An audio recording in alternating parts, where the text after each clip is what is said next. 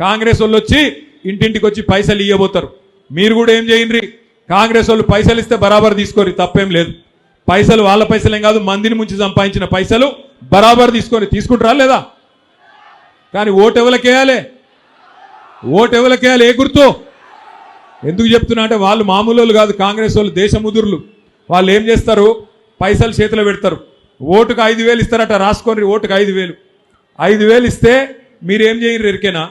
5,000 ఇస్తే మంచిగా జేబులో పెట్టుకొని మెల్లగా అడుగురి, అవు బిడ్డ మరి మిగతా పైసలు ఎప్పుడు ఇస్తావు కొడుకా అని అడుగురి.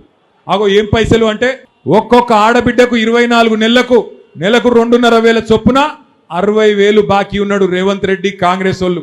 5,000 జేబులో పెట్టుకోండి, మరి మిగతా 55,000 ఎప్పుడు ఇస్తావు కొడుకా అని మెల్లగా అడుగుండ్రి. ముసలోళ్ళ దగ్గర పోయి 5,000 చేతిలో పెడితే, నువ్వు నాకు 48,000 బాకీ ఉన్నావు కదా బిడ్డ, 24 నెలలు 2,000 చొప్పున 48,000 బాకీ ఉన్నావు, 5,000 ఇచ్చినావు, మిగతా 43,000 ఎప్పుడు ఇస్తావు కొడుకా అని అడుగుండ్రి. అట్లాగే ఆటో డ్రైవర్ల దగ్గర పోయి పైసలు పెడితే, నాకు నెలకు 1,000 రూపాయలు ఇస్తాన్నావు, 24,000 ఇవ్వాలి, మరి 5,000 ఇచ్చినావు, మిగతా 19,000 ఎప్పుడు ఇస్తావు బిడ్డ కాంగ్రెస్ ఓడా అని అడగాలి. ఇంకొకటి కూడా ఉన్నది డేంజర్. వాళ్ళు ఏం చేస్తారంటే చేయి ఆపమంటారు, ప్రమాణం చేయమంటారు.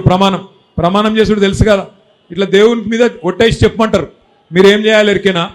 వాళ్ళు ప్రమాణం చేయమనగానే మీరు కూడా చేయి ఆపాలి. నిజాయితీగా చేయి ఆపి కళ్ళు మూసుకొని మనసులా తుప్పాలు అనుకోవాలి. లోపల అనుకొని బయటికి వాళ్ళు ఏం చేయమంటే అది చేయాలి.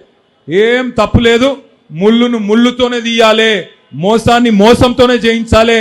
కాంగ్రెస్ ఓడిచ్చే పైసలు తీసుకోవాలి, కేసీఆర్ సార్కు ఓటేసి బ్రహ్మాండంగా గెలిపియాలి మాగంటి సునీతమ్మని.